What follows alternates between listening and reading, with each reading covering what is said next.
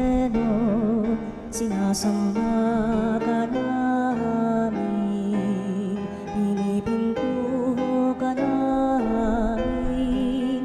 Aral mo ang aming buhay at kaligtasan, Nuestro Padre Jesus Nazareno, iligtas mo kami sa kamatayan. Ang krus mong pinamatayan ay sagisag ng aming kaligtasan.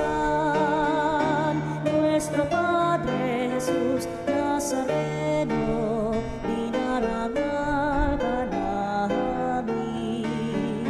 Nuestro Padre Jesus Nazareno, inulwalhati ka namin.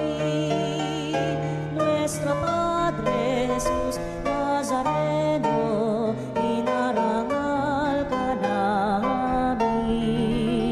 Nuestro Padre Jesus Nazareno, inulwalhati ka namin.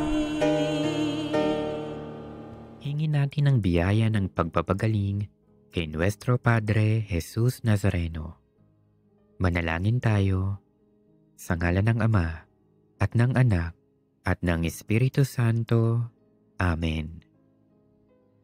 O Nuestro Padre Jesus Nazareno, puno ng pag-ibig at habag para sa mga nahihirapan at nagdurusa. Ikaw ang takbuhan ng lahat ng lubos na nangangailangan.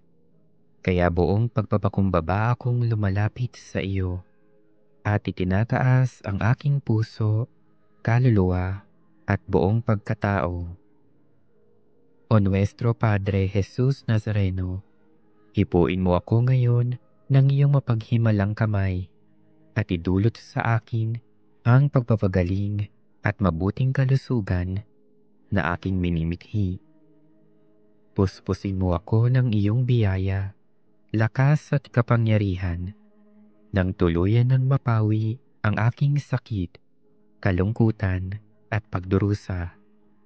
O Nuestro Padre Jesus Nazareno, ikaw ang aking tanglaw, ikaw ang aking pag-asa, ikaw ang aking lakas, at higit sa lahat, ikaw ang aking dakilang manggagamot. Damayan mo ako sa panahong itong kailangang kita.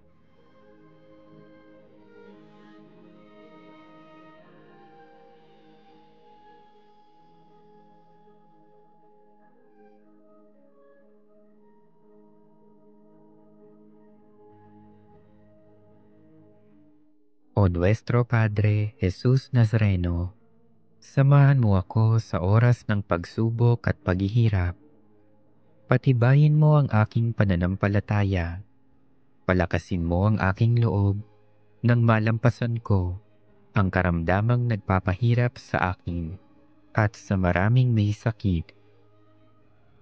O Nuestro Padre Jesus Nazareno, dinggin mo ang aking mga hibik nang tuluyan kong madama ang iyong nakapagpapagaling na pag-ibig. Nananalig akong gagawa ka ng himala sa aking buhay. O Nuestro Padre Jesus Nazareno, buong paggalang at pagtitiwala akong tumatawag sa iyo. Pagalingin mo nawa ako mula sa lahat ng aking karamdaman. Alisin mo nawa ang aking mga takot at alalahanin sa buhay. Patawarin mo nawa ako sa aking mga kasalanan at bigyan mo nawa ako ng tunay na kapayapaan at malakas na pangangatawan. O Nuestro Padre Jesus Nazareno, nagtitiwala ako sa iyong walang hanggang kapangyarihan. Nananalig ako sa iyong mga salita at naniniwala akong walang sakit na hindi mo kayang pagalingin. Alam kong hindi mo ako bibiguin, kaya narito ako at nagpapasalamat sa iyong walang hanggang pagkalinga sa akin. O Nuestro Padre Jesus Nazareno, turuan mo akong magtiwala sa dakilang kalooban ng Diyos. Maging handa nawa akong tanggapin kung ano ang kaniyang naisin Nang buong tapang kong maharap ang lahat ng pagsubok at paghihirap. O Nuestro Padre Jesus Nazareno, kaawaan mo ako. Amen. Sinaw na manghaharin, ang taong ay ubusin, upang siya ay makapiling, mapag-irog na Diyos natin.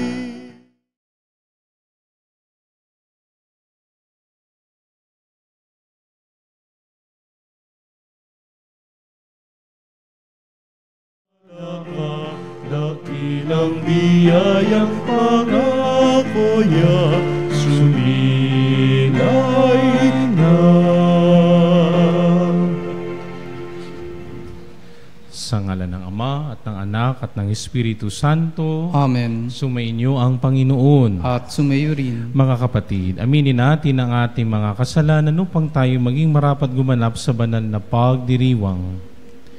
Inaamin ko sa makapangyarihang Diyos At sa inyo, mga kapatid, na lubha akong nagkasala sa isip, sa salita at sa gawa at sa aking pagkukulang. Kaya isinasamo ko sa mahal na Birheng Maria, sa lahat ng mga anghel at mga banal, at sa inyo, mga kapatid, na ako'y panalangin sa Panginoong ating Diyos.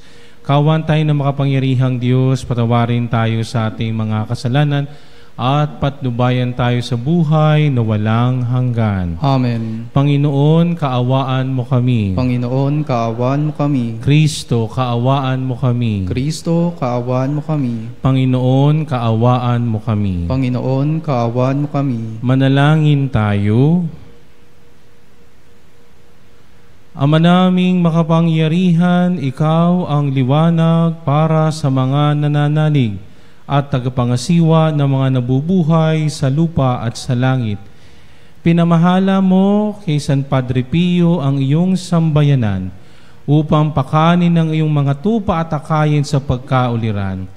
Ipagkaloob mo bilang tugon sa kanyang pagdalangin na patapat naming maganap ang itinuro niya sa pagsasalita at masundan namin ang ipinakita niyang halimbawa.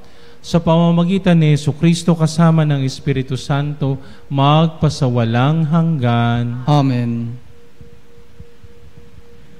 Pagbasa mula sa aklat ni Esdras. Noong mga araw na iyon, sinulatan ni Haring Dario ang mga kagawad ng lalawigan na nasa kabila ng ilog. Sinabi niya, ipaubaya nila sa mga tagapamahalang Hudyo at sa kanilang matatanda ang pagpapaayos ng templo. Ang magugugol dito ay kukuning lahat sa buwis na malilikom sa lalawigan sa kabila ng ilog. Akong si Dario ang lumagda sa kautusang ito. Ang lahat na ito ay dapat matupad ng buong buo. Ipinagpatuloy ng mga Hudyo ang muling pagtatayo sa templo at sila'y nagtagumpay tulad ng sinabi ni na Propeta Ageo at Zacarias. Nayari nila ang templo ayon sa sinabi ng Diyos at sa utos ni na Haring Ciro, Dario at Artajerjes. At nayari noong 3 ng Adar, 6 na taon ng paghahari ni Haring Dario. Nang itinalaga ang templo, di magkamayaw sa tuwa ang mga Israelita, mga saserdote, at mga Levitang nakabalik mula sa pagkabihag. Naghandog sila ng 100 toro at 200 tupang lalaki at 400 kordero. Bilang hain naman para sa kasalanan, naghandog sila ng 12 kambing na lalaki, isa sa bawat lipi ng Israel. Pinagpangkat-pangkat nila ang mga saserdote at mga Levita. Sila'y binigyan ng kani-kanilang gawain at araw ng panunungkulan sa templo, ayon sa kautusan ni Moises. At nang 14 ng unang buwan, ipinagdiwang ng mga nakabalik mula sa pagkabihag ang Paskwa. Nakapaglinis na noon ang mga Levita, kaya sila ang nagpatay sa korderong pampaskwa para sa mga nakabalik, sa mga saserdote at sa mga kapwa nila Levita. Ang salita ng Diyos. Salamat sa Diyos. Masaya tayong papasok sa tahanan ng Poong Diyos. Masaya tayong papasok sa tahanan ng Poong Diyos. Ako ay nagalak sa sabing ganito, sa bahay ng Poon ay pumasok tayo. Sama-sama kami matapos sapitin ang pintuang lungsod nitong Jerusalem. Masaya tayong papasok sa tahanan ng Poong Diyos. Yaong Jerusalem kay ganda ng anyo. Maganda ang ayos ng muling matayo. Dito umaahon ang lahat ng angkan, lipi ni Israel upang magsambahan. Masaya tayong papasok sa tahanan ng Poong Diyos. Ang hangad, ang Poon ay pasalamatan, pagkat ito'y utos na dapat gampanan. Doon din naroon ang mga hukuman at trono ng haring hahatol sa tanan. Masaya tayong papasok sa tahanan ng Poong Diyos.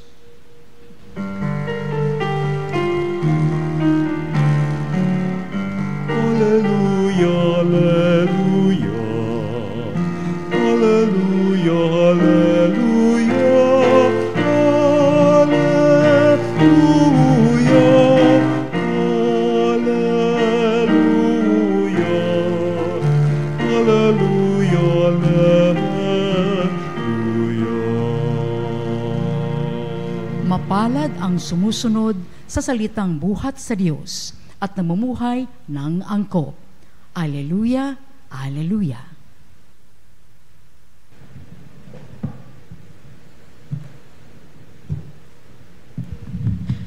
Sumainyo ang Panginoon. At sumayo rin. Ang mabuting balita ng Panginoon ayon kay San Lucas. Papuri sa iyo, Panginoon. Noong panong iyon, dumating ang ina at mga kapatid ni Jesus, ngunit hindi sila makalapit dahil sa dami ng tao. May nagsabi sa kanya, "Nasa labas po ang inyong ina at mga kapatid. Ibig nilang makipagkita sa inyo." Ngunit sinabi ni Jesus, ang mga nakikinig ng salita ng Diyos at tumutupad nito ay siya kong ina at mga kapatid. Ang mabuting balita ng Panginoon. Pinupuri ka namin, Panginoong Hesukristo. Magandang gabi po sa inyong lahat. Pag sinabi nating pamilya o mag-anak, ang unang pumapasok sa ating mga isipan ay ito'y aking kadugo. Diba? Kadugo kita. No? Kaya kay pamilya ko, bahagi ka ng aking katawan. No? Kaya tayong mga Pilipino, no? Ang dami natin extended family. No? Pinsan, tiyo, tiya, lolo, lola, no? Magkabilang panig, no? Sa ama at sa ina. No? Nagkakaduktong-duktong tayo dahil sa ating mga dugo. Di ba? Kaya nga pag sinabi mong, kasi ang salitang pamilya, ay galing sa salitang Kastilang familia, family. Pero ang salin sa wikang Tagalog ay mag-anak. No? Kasi yung anak ang nagduduktong sa dalawang pamilya. Kaya mag-anak. No? At pag sinabi nating pamilya, hindi lang pala siya tumutukoy sa mga kadugo natin, kundi tumutukoy din ito sa mas malaki, no? Mas malaking grupo. Ano ibig sabihin? Halimbawa, dito sa Veritas, no? Meron tayong mga tinatawag na Eucharistic Advocate. Hindi lang kayo basta grupo, isa kayong pamilya, no? Tayong mga mananampalatayang Katoliko, tayo ay isang grupo tayo. Pero hindi lang tayo isang grupo, isang pamilya tayo, isang napakalaking pamilya tayo, no? Na pinamumunuan ni Jesus, di ba? No? At ito'y pinapakita sa pamamagitan ng pamumuno ng ating Santo Papa, di ba? Ang kahalili ni Pedro, no? Pero meron tayong tinatawag na mas malaking pamilya, ano yun? Ang malaking pamilya ng Diyos. Sino yun? Lahat tayo, no? Na nagmimithing makasunod sa salita at nagsasabuhay nito. Dito natin titignan, pagninilayan, ang mga sinabi ni Jesus. Ang nakikinig ng salita ng Diyos at tumutupad nito ay siya kong ina at mga kapatid. Hindi naman dito binabastos ng Panginoong Hesus ang kanyang ina at mga tagasunod, ng kanyang mga alagad. Hindi ito tanda na hindi iginagalang ng Panginoong Hesukristo ang kanyang ina at mga tagasunod niya. Sapagkat tatandaan natin, ang mga Hudyo ay yan ay napakasigasig sa pagsunod sa 10 utos ng Diyos. At ang ika-4 na utos? Huwag kang matulog. Igalang mo ang iyong ama at ina. Sapagkat ang ika-4 na utos ay merong dalang pangako. Hahaba ang buhay mo, pagpapalain ka ng Diyos, patatawarin ka sa mga kasalanan mo. Kaya imposible na salungatin ng Panginoong Hesus ang kanyang sariling utos. Pero tatanungin, bakit ganito ang lumabas ng mga salita ng Panginoong Hesus na ang mga nakikinig ng salita ng Diyos at tumutupad nito ay siya kong ina at mga kapatid? Una, pinapakita dito ng Panginoong Hesus na ang kanyang nanay at mga alagad, ang mga sumusunod, ang mga nakikinig at nagsasabuhay ng salita ng Diyos. Sapagkat tatandaan natin, bago nagkatawang tao ang anak ng Diyos sa sinapupunan ng mahal na ina, sabi ni San Agustin, tinanggap muna ni Maria si Jesus sa kanyang puso bago sa kanyang sinapupunan. Kaya hindi nating masasabi na ang mahal na ina ay hindi sumunod at nakinig sa salita ng Diyos. First and foremost, siya ang number 1 nating model, ang mahal na inang birhen. Pangalawa, tinatas din ng Panginoong Hesus ang estado ng kanyang mga alagad. Bakit? Sino bang kasakasama ng Panginoong Hesus? Di ba ang kanyang mga alagad? Sino ba lagi niya nang tinuturuan? Di mga alagad niya. Di ba? Ipinapaliwanag isa-isa ng Panginoong Hesus ang tungkol sa salita ng Diyos. At nakikita ng Panginoong Hesus na na itong mga tagasunod niya, na itong mga alagad niya ay nagsusumikap na makinig at tumupad, magsabuhay ng salita ng Diyos. Ikalawa, hindi lang basta itinataas ng Panginoong Hesus ang dignidad ang estado ng kanyang ina at ng mga alagad, kundi ito din humahamon sa akin at sa ating lahat. Bakit? Sapagkat ang pamilya ng Diyos ay bukas para sa lahat. Na ang Diyos hindi lang para sa mga Hudyo, sapagkat nung unang panahon sa kasaysayan ng Biblia, sila lang, kayo lang. Kapag hindi ka Hudyo, outside of the Jewish community, outcast ka. Pero pagdating sa Panginoong Hesus, sinisira niya ang salitang kayo, sila. Sinisira niya ng Panginoong Hesus at pinapalitan niya ng salitang tayo. Sapagkat sa Panginoon, walang sila, walang kayo, tayo. Sapagkat nag-aanyaya ang Panginoong Hesus, umanib kayo sa malaking pamilya ng Diyos. Kayo ay tanggap dito, ano't anuman ang mangyari. At pangatlo, binibigyang diin ng Panginoong Hesus na ang pundasyon ng buhay pananampalataya ko at pananampalataya natin ay walang iba kung hindi ang salita ng Diyos. Sapagkat kung ang pundasyon natin ay hindi nakasalig sa salita ng Diyos, tutumba tayo pare-pareho, magigiba tayo. Kaya yan ang binibigyan diin ng Panginoong Hesus sa ating mabuting balita. Itinataas niya ang estado ng mahal na ina at ng kanyang mga alagad. Pangalawa, binibigyan diin ng Panginoong Hesus na ang pamilya ng Diyos ay bukas sa lahat. Walang pinipili. At kung gusto nating maging kaanib nito, marunong tayong makinig sa salita ng Diyos at tumutupad nito. At pangatlo, binibigyan diin sa atin na ang pundasyon natin ay walang iba kung hindi ang salita ng Diyos. At ano ba itong salita ng Diyos? Hindi lang ito ano ang salita ng Diyos. Sino ito? Si Jesus mismo. Sapagkat siya ang salitang nagkatawang tao. Balikan natin ang unang pagbasa mula sa aklat ni Ezra. No?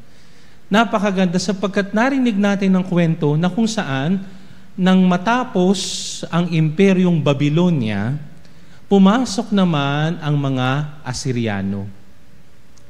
At ang mga Asiryano ay mabait at mabuti sa kanilang pakikitungo sa mga Hudyo. Pumayag si Haring Ciro na si Haring Cyrus na bumalik ang mga Hudyo o bumalik ang mga Hebreyo sa Israel, no? At itayo muli ang kanilang templo. Bakit templo ang agad nilang pinatayo? Sapagkat sa kultura ng mga Israelita o ng mga Hebreyo, umiikot ang buhay nila sa templo. Bakit? Sapagkat alam nila na narito ang presensya ng Diyos. Sapagkat dito sa templo, no, dito namamalagi ang Diyos. At sa lugar na ito, sa templong ito, tumatawag ang Diyos sa lahat ng kanyang mga anak, pumasok kayo dito, magkatipon-tipon tayo. Kaya nga titignan ninyo ang salitang simbahan ay galing sa Griegong salitang ekklesia. No? At kapag yan itinirace back natin, no, sa wikang Ebreyo, kahal. Pag sinabi nating kahal, tumatawag. At ito naman talaga, no? Ito naman ang maganda tungkol sa pamilya, tungkol sa simbahan. Bakit? Ang simbahan ay tumatawag sa lahat. Hali kayo, no? Sabi nga sa ating salmong tugunan, no, masaya tayong papasok sa tahanan ng pong Diyos. Bakit? Tumatawag ang Diyos. Hali kayo, dito kayo sa akin, mamalagi kayo sa akin. As if God is telling me and telling all of us, you are welcome here. Hindi ba? Tayo nakakatanggap ng warm, no? O nang sabihin nating kagiliwan sa ating pamilya? Sino bang unang makakatanggap sa atin? Di ba ang pamilya? Di ba ang mag-anak? Ay dito sa unang pagbasa, nananawag na ang Diyos, hali kayo sa templo ko, bakit narito ako? Gusto ko kayong makapiling, gusto ko kayong makasama. Yan ang magandang larawan ng unang pagbasa tungkol sa templo ng Diyos. Hindi lang siya basta templo, kundi dito'y pinakikita na ang Diyos gusto tayong pagbuklod-buklodin. Ayaw ng Diyos na tayo magkahiwa-hiwalay. Gusto ng Diyos magkasama-sama tayo. At ito ang pinalalim ng Panginoong Hesus. Kung gusto ko at gusto nating maging bahagi ng malaking pamilya ng Diyos, hindi lang sapat na papakinggan natin ang salita ng Diyos, kundi mayroong gagawing pagsasabuhay nito. Ito ang dahilan kung bakit naging santo si Padre Pio. Ang dami na nating narinig at nabasa at napanood tungkol sa buhay ni Padre Pio. No? Alam natin ang stigmata niya, no? Alam natin ang kanyang pagpapagaling. Alam natin kung ano mga ginawa niyang himala. Pero ano ang pinakapuso kung bakit naging santo o naging banal si Padre Pio? Sapagkat hindi lang siya nakinig ng salita ng Diyos, isinabuhay na ito. No? Sapagkat yan ang tunay na tanda na tayo ay kaanib ng malaking pamilya ng Diyos. Ang buhay ni Padre Pio ay napakakulay. Bakit? Ay sapagkat ito si Padre Pio, no, kung babalikan natin ang kasaysayan, ay mayroong bumabalot sa kanyang misteryo at kontrobersiya. Bakit? Ay sapagkat tatandaan niyo, siya ay nakareceive ng stigmata. No? Yan ang sugat ng Panginoong Hesus sa kanyang kamay, tagiliran at paa. At maraming nagduda sa kanya, kasama na ang simbahang Katolika. Kaya nga nung siya ay naka-receive nito, he was prohibited to say Mass publicly. No? Doon lang siya, doon sa isang monastery ng mga Capuchin friars, no? Mga Capuchins. Doon lang siya for the longest time. Hindi siya pwedeng lumabas in public gawa nun. And he was investigated. No? Ano talaga siya? Inimbestigahan talaga siya if this is authentic or not.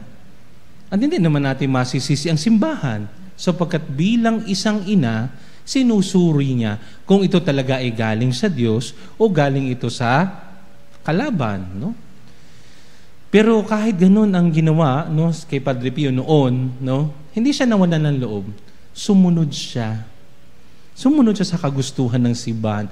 Padre Pio was very obedient to the church. Kaya no wonder no, sa kanyang pagiging masunurin sa Diyos at pagiging masunurin sa simbahan, lalong dinagdagan ng Diyos ang kanyang mga abilidad. No? Holy abilities, ika nga. Bakit? Aba, si Padre Pio rin nagba-bilocation. Pag sinabing bilocation, nadun ka sa isang lugar na hindi ka umaalis sa iyong lugar. Tawag ay bilocation. No? Nadun ka sabay sa magkaibang lugar. At ang mga santo lang makakagawa noon. Si Padre Pio yung nangyari sa kanya yon. Si Padre Pio nakakabasa ng puso. Kaya alam niya kung ikaw ay nangungumpisal at hindi tao sa puso, humanda ka. Bakit sasampaling ka nun? Oo, totoo yun. Because si Padre Pio medyo hot-tempered siya eh. Ay sasampaling ka, magugulat ka nga naman. Kasi bakit? Kasi hindi ka nangungumpisal ng tao sa puso. So pag gusto ni Padre Pio, pag mangungumpisal ka, ilabas mo lahat ng kasalanan. Dapat wala kang itatago. Bakit? Kasi alam ni Padre Pio na sa kasalanan, nahihiwalay tayo sa Diyos. Kaya nga galit na galit sa kanyang demonyo eh. Inaano talaga siya. Talagang nagpapakita sa kanyang demonyo, talagang inaano siya, na ino-oppress talaga siya. Nakikipag-aho, talagang nakikipambuno si Padre Pio. Kung kilala nyo si San Juan Maria Vianney, ganyan din ang nangyayari kay Padre Pio. No? Si Padre Pio nakakabasa ng puso. No? Nakakabasa ng puso. No? At hindi lang yun, yung mga panalangin na hinihingi sa kanya, ay meron siyang kasagutang dala. No? Nasasabi nga niya kung nasa impyerno o nasa langit yung namatay na kaluluwa eh. Pero ang tumatak sa puso ni Padre Pio ay sa mga taong may sakit. Meron siyang may puwang sa puso niya ang mga may sakit. Kaya nagpagawa siya ng ospital, di ba? Sa San Giovanni Rotonda. Bakit? Kasi para kay Padre Pio, gusto niya sa mga maraming paraan ay yung mga may sakit ay makaranas ng lunas. Kasi hindi naman lahat mapapagaling ni Padre Pio. Kaya gumawa siya ng ospital para sa kanila. Na hanggang ngayon bukas pa rin yan. No? At ang kinikater din nila, lahat ng uri ng tao, lalo tigit ang mga mahihirap. Kasi may puwang sa puso ni Padre Pio ang mga may sakit at mga mahihirap. At si Padre Pio, mahal niya ang mahal na Birhen. Lagi niya sinasabi sa mga humihingi ng panalangin sa kanya, magdasal kayo ng rosaryo. Magdasal kayo ng rosaryo. Sa mga huling mga araw ni Padre Pio, no, sa kanyang huling misa, no, ang ginawa niya yung last mass na tinanggal niya yung balot sa kanyang kamay at wala na yung kanyang stigmata sa kanyang kamay. Gumaling, no? Subalit, sabi nga, no, nung mamatay siya na, doon uli, may marka na uli, no? Pero anong makikita natin dito kay Padre Pio? Sa gitna ng mga pag-uusig sa kanya, nanatili siyang masunurin sa Diyos, nanatili siyang masunurin sa simbahan. Sa kabila ng mga isyong ipinupukol sa kanya, ipinagpatuloy pa rin niya ang paggawa ng mabuti, pagdadasal sa nangangailangan, pangungumpisal, at pagdiriwang ng banal na misa. Na sa kanyang buhay, nagkaroon siya ng puwang sa mga may sakit.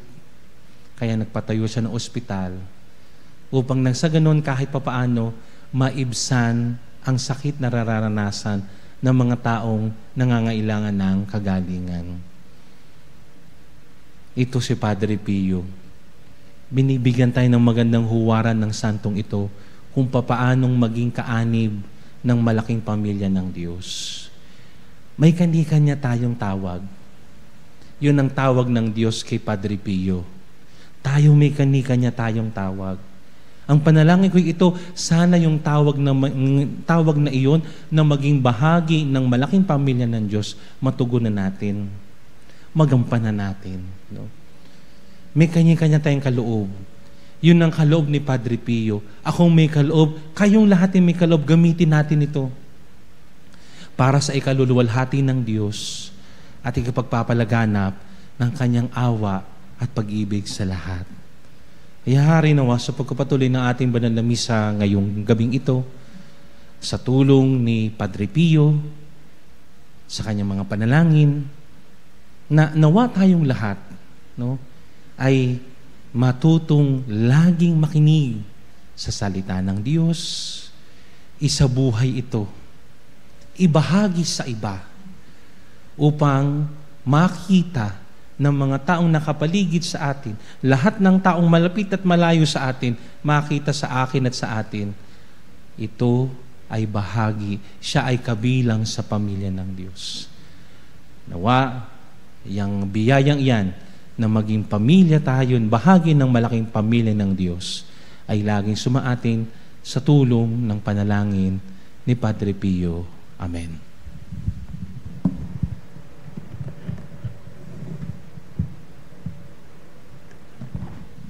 Panalangin ng bayan. Ang pangaral ni Jesus sa Ebanghelyo at ang kanyang sariling buhay ang ating panuntunan sa pagnanais nating malaman ang kalooban ng Diyos. Manalangin tayo sa Diyos Ama upang makasunod tayo sa Kanya at maisabuhay ang Kanyang pangaral. Panginoon, dinggin mo ang aming panalangin. Panginoon, dinggin mo ang aming panalangin.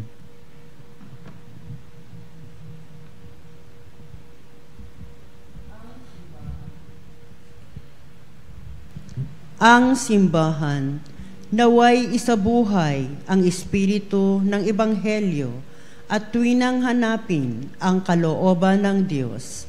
Manalangin tayo sa Panginoon. Panginoon, dinggin mo ang aming panalangin.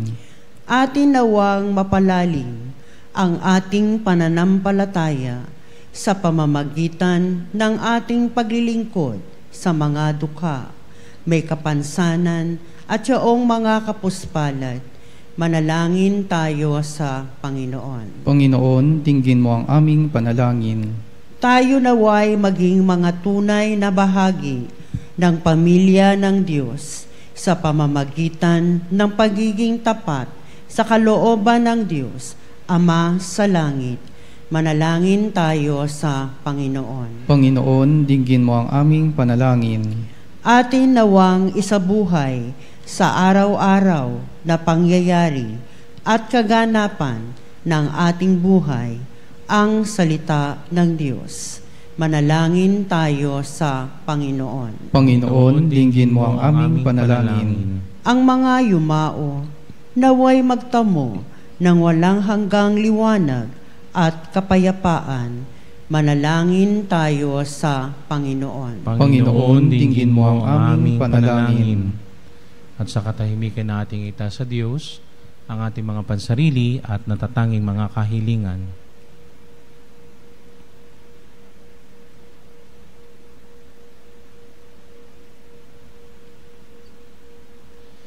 Sa tulong ng mga panalangin ni San Padre Pio, ito ang aming samot dalangin sa pamamagitan ni Kristong aming Panginoon. Amen. Amen.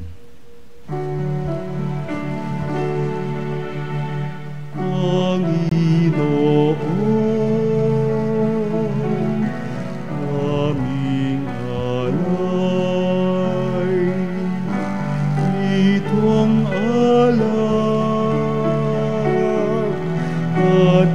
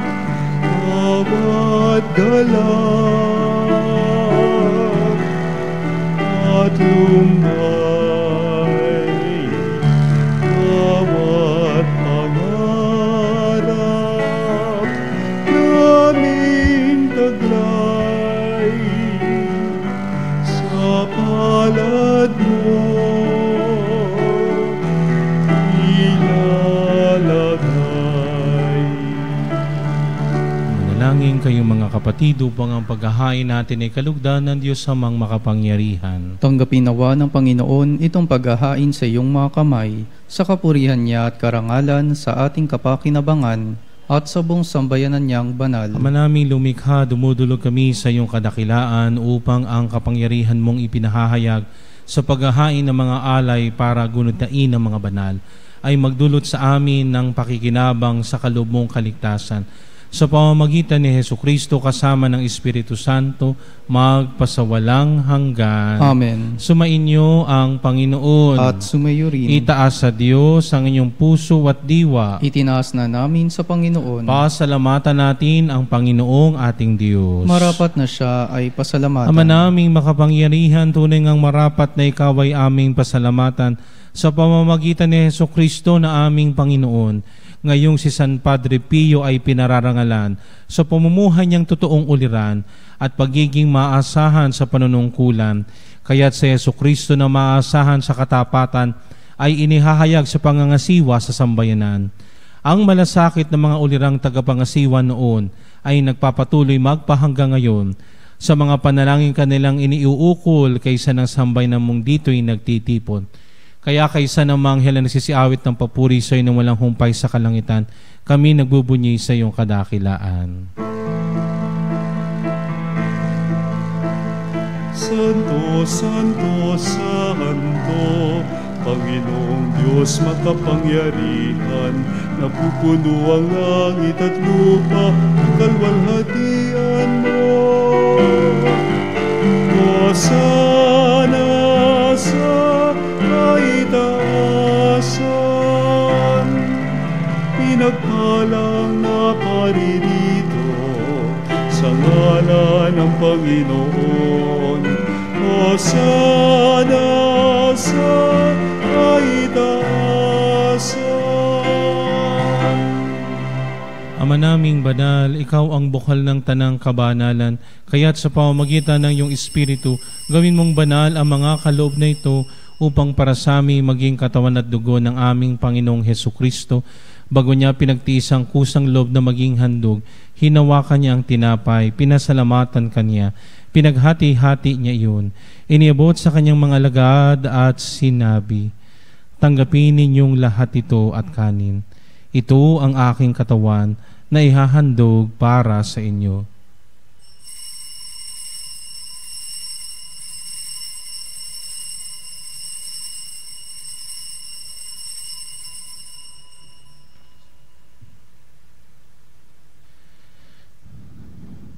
Gayon din naman, nung matapos ang hapunan, hinawakan niyang kalis, muli kanyang pinasalamatan. Iniabot niya ang kalis sa kanyang mga alagad at sinabi, "Tanggapin ninyong lahat ito at inumin. Ito ang kalis ng aking dugo, ng bago at walang hanggang tipan. Ang aking dugo na ibubuhos para sa inyo at para sa lahat, sa ikapagpapatawad ng mga kasalanan.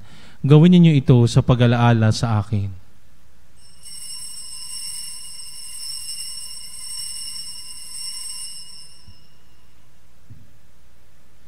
Ipagbunyi natin ang misteryo ng pananampalataya. Si Kristo ay gunitain, sarili ay inihain.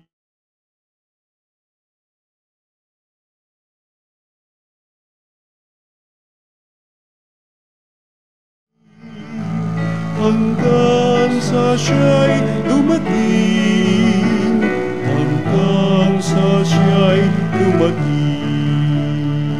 Ang mga ginagawa namin ngayon ang pag-alaala sa pagkamatay at waling pagkabuhay ng iyong anak, kaya't iniaalay namin sa iyo ang tinapay na nagbibigay buhay at ang kalis na nakakalob ng kaligtasan. Kami nagpapasalamat dahil kami iyong minarapat at tumayo sa harap mo para maglingkod sa iyo.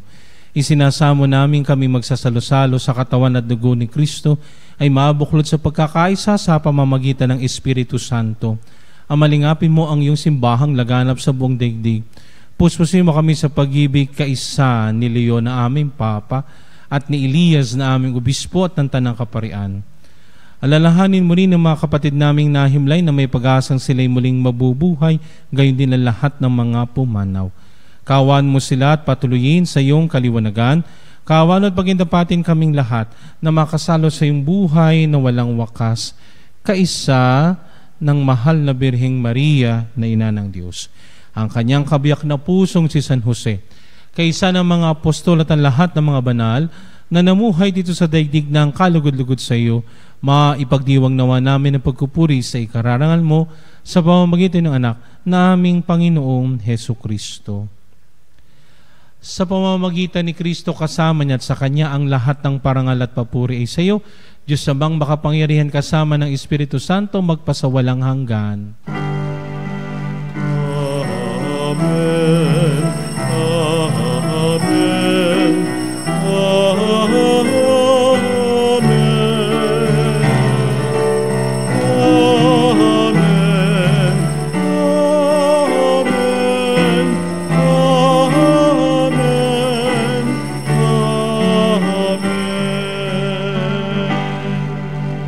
Sa tagubilin ng mga nakagagaling na utos sa turo ni Jesus na Panginoon natin at Diyos, ipahayag natin ang lakas loob.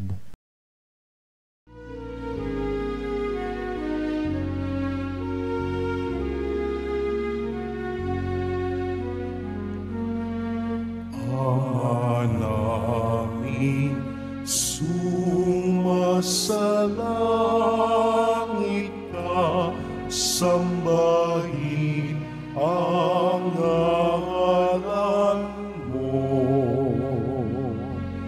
Mapasa amin ang kaharian mo, sundin ang loob mo. Dito sa lupa para ng sa langit, bigyan mo kami ngayon ng aming kakanin sa araw-araw, at patawarin mo ang aming mga sala para ng pagpapatawad namin sa nagkakasala sa amin, at huwag mo kami pahintulot sa tukso, at iadya mo kami sa lahat ng masama.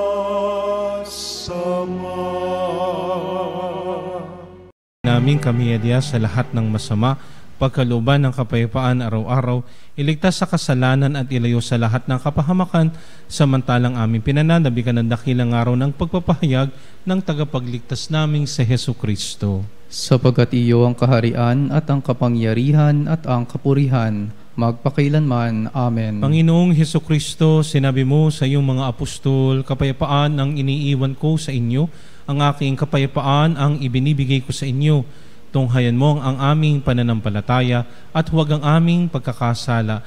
Pagkalooban mo kami ng kapayapaan at pagkakaisa ayon sa iyong kalooban kasama ng Espiritu Santo magpasawalang hanggan. Amen. Ang kapayapaan ng Panginoon ay laging sumainyo At sumayo rin. magbigayan tayo ng kapayapaan sa isa't isa.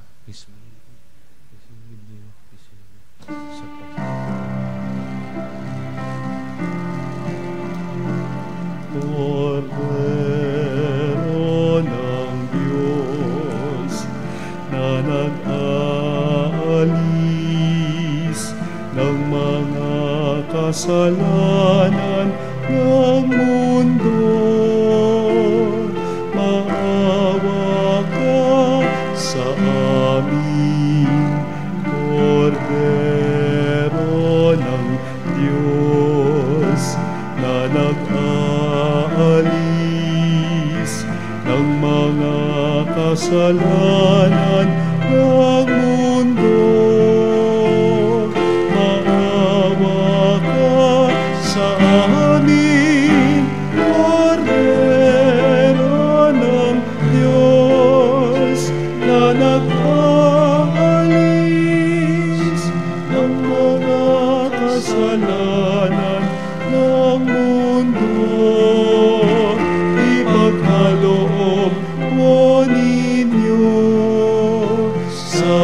amin ang kapayapaan.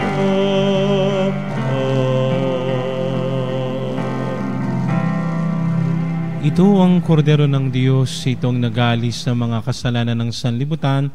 Mapapala tayong inaanyayahan sa kanyang piging. Panginoon, hindi ako karapat-dapat na magpatuloy sa iyo, ngunit sa isang salita mo lamang ay gagaling na ako.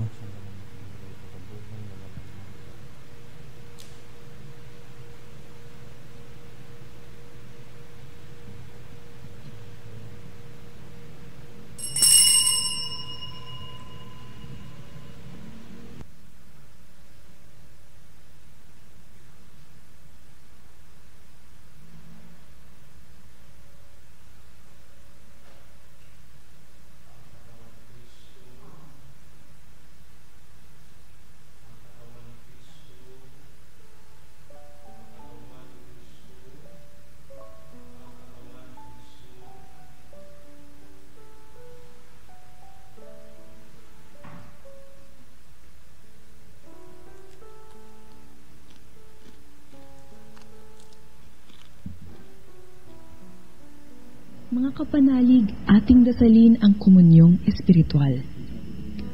O Jesus, nananalig ako sa pananahan mo sa kabanal-banalang sakramento. Minamahal kita higit sa lahat at hangad ka ng aking kaluluwa. Hindi ko man matatanggap ngayon ang iyong katawan at dugo, inaasahan ko na patuloy kang mamumuhay sa aking puso. Naniniwala ako na narito ka at kaisa ka ng aking buong pagkatao. Huwag mong ipahintulot na mawalay ako sa iyo. Amen. Panalangin sa karangalan ng Nuestro Padre Jesus Nazareno. O Jesus Nazareno, katamis-tamisan naming manunubos, sa harap mo ngayoy naririto kami't nangangayupapa at nagsisisi ng taos-puso sa aming pagiging walang turing sa iyo at paglimot sa di mabilang na mga biyaya mo, lalong-lalo na yaong mahalagang biyaya ng pagtutubos. Dinaramdam namin at pinagsisisihang labis, Panginoon ko, ang pagkakasala namin sa iyo. Ikinalulungkot namin ang pagiging dahilan ng pagpapasan mo ng krus na iyan sa gitna ng mga hirap at kapaitan, hanggang sa inihandog mo ang iyong buhay sa bundok ng Kalbaryo, sa pagkaibig mo lamang na matubos kami at ang sangkatauhan mula sa sala. Pakabanalin mo, O Panginoon, ang aming pagnanais at ipagtanggap mo sa amin ang iyong biyaya. Maging tagapamagitan nawa ang iyong ina, ang kalinis-linisang Birheng Maria.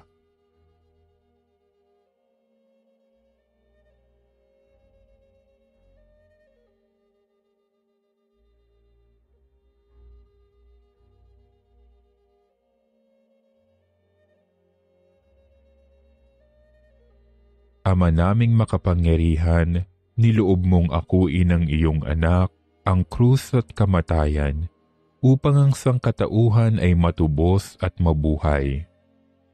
Ang pag-ako namin sa krus at kamatayan dito sa lupa, ayon sa diwa ng pagsunod sa iyong loob, na ginanap ng iyong anak, ay magpagindapat nawa naming kamtin ang lubos na katubusan at pagkabuhay sa iyong piling, sa pamamagitan ni Hesukristo, kasama ng Espiritu Santo, magpasawalang hanggan.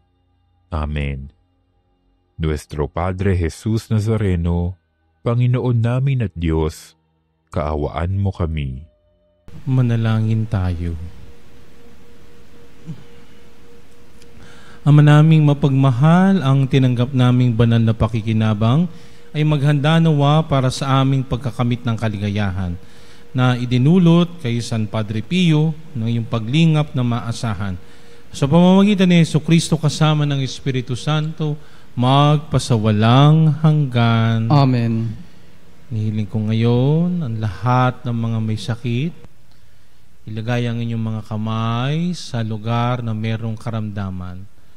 Ang inamang may sakit ay nasa ospital at may tagabantay. Yung tagabantay ilagay ang kamay doon sa taong may sakit. At sa tayo magdarasal, nasa pamamagitan ng panalangin ni San Padre Pio, ang mga karamdaman na ito ay gumaling sa ngalan ni Jesus. O makapangyarihan at mapagkalingang Ama, kaming mga dumaranas ng mga karamdaman ay dumudulog sa iyong kalooban. Sapagkat ikaw ang taga-aliw ng mga nagdadalamhati at kalusugan ng mga may sakit. Lubos kaming nagtitiwala sa iyo dahil sa mga mahimalang pagpapagaling mula sa iyo. Taglayang maalab na pananampalataya at pamimintuho, kami buong kababaang loob na sumasamo sa iyo para sa aming mga kapatid na may karamdaman. Ngayon ay banggitin ang pangalan ng mga minamahal nating may karamdaman.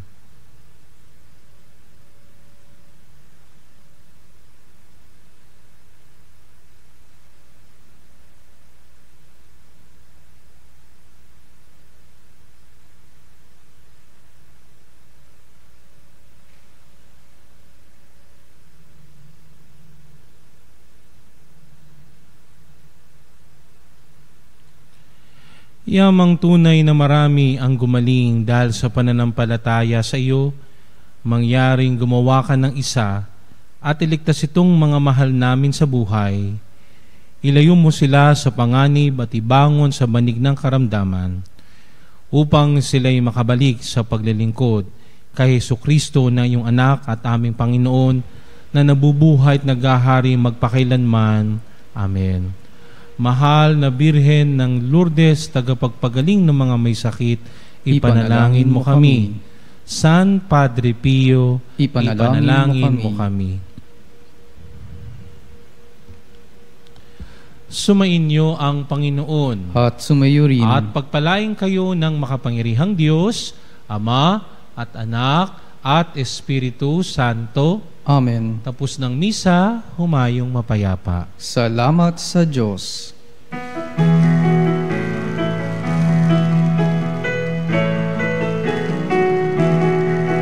Magsiawit kayo sa Panginoon. Hallelujah. Magsiawit sa Panginoon.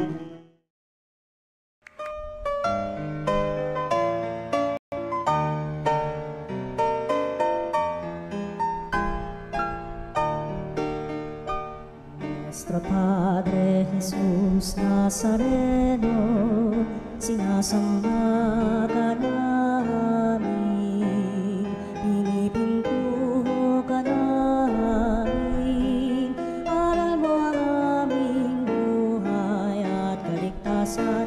Nuestro Padre Jesus Nazareno, iligtas mo kami sa kamatayan. Mong pinamatayan ay sagisag ng aming kaligtasan. Nuestro Padre Jesus Nazareno, dinarangal ka namin.